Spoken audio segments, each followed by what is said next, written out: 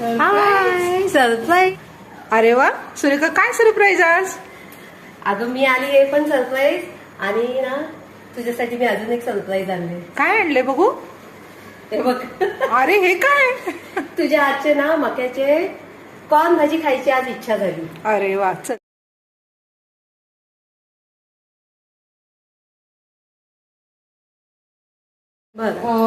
चिरून घेतलेले 2 कांदे आहेत, हिंग आहे, लाल तिखट आहे, जिरे आहे, हळद आहे आणि कोथिंबीर आणि 2-3 हिरव्या मिरच्या आणि आल्याचा तुकडा आणि कॉर्नफ्लॉवर. ओके बस एवढं लागतं. आता मी हे थोडंसं ना वाटून घेते अर्ध कच्चं. ओके.